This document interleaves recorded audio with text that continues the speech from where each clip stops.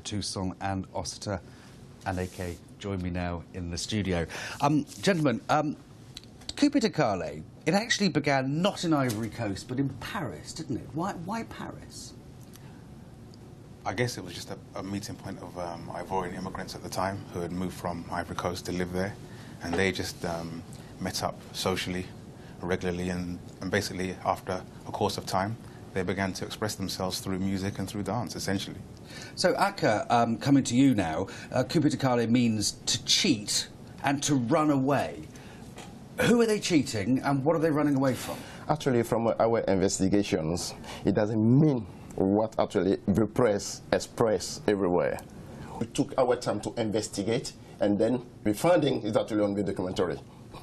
So explain to me then how it works, because these DJs in Paris, known as the Jet Set, they became popular for their sort of flamboyant style, didn't they? You know, they'd show up at these clubs, but with large amounts of cash that they'd just hand out to people in the club.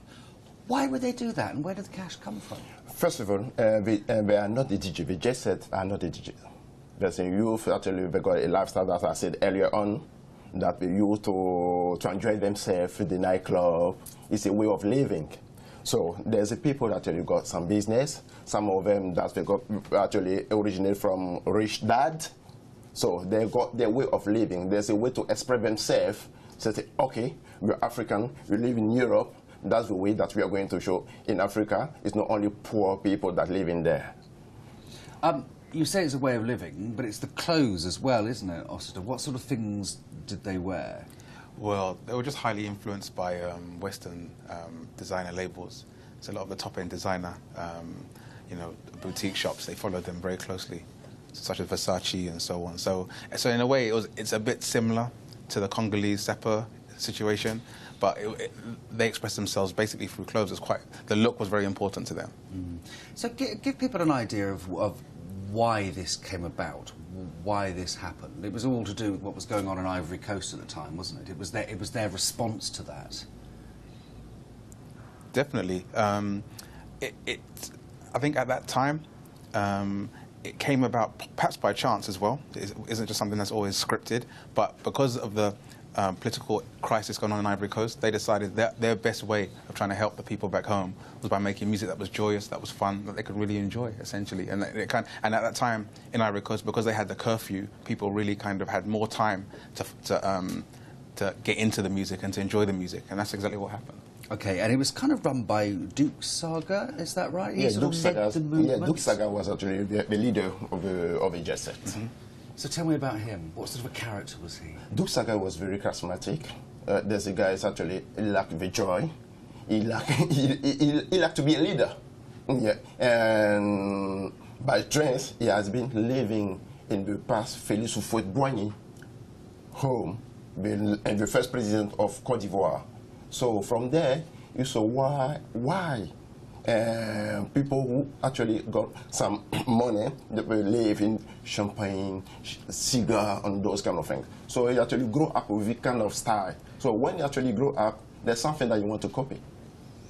Yeah, absolutely. Yeah. And when he died, because he died in 2006. Exactly, in Burkina Faso. Was there a danger that the movement would sort of die out now that this sort of charismatic leader had gone? Was that an option, do you think? Was that likely?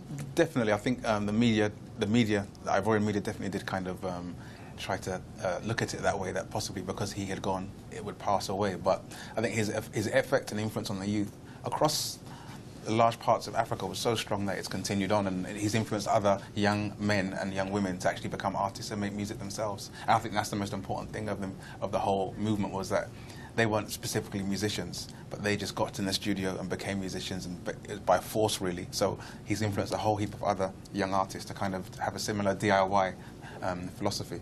Well, exactly. I mean, it's kind of spread throughout Africa, really, hasn't it? And then, you know, towards Europe as well. It's certainly, you know, it's certainly done its job. So how come you two got involved with this? How come you decided to make a documentary about Coupé décalée? Okay, that's quite simple. In 2005, I was actually an exhibition, international exhibition, where actually I was promoting Ivory Coast culture tourists around the world. So from there, I was playing the music Coupé décalée on the stand. So everyone always come across to say, oh, that music, I love it. That music is very, very nice, but it's not really promoted in the UK. I said, right. And I didn't even care too much about it. Then, 2 months later, I met Oshita, who actually came to me as well and said, okay, you're from actually Ivory Coast. There's a movement, the music there, very strong. Coupé, décalée. Can you do something about it? I said, that's come to me twice. So let's do something about it. So the whole idea started from there like that, yeah? And then you actually link up, working together, you make some travel from Ivory Coast and from Paris. So actually, the documentary took us 10 years to actually to make it. So it was almost like it was meant to be then, wasn't it? It was almost like fate that you got involved with this particular project. Yeah, passion, faith.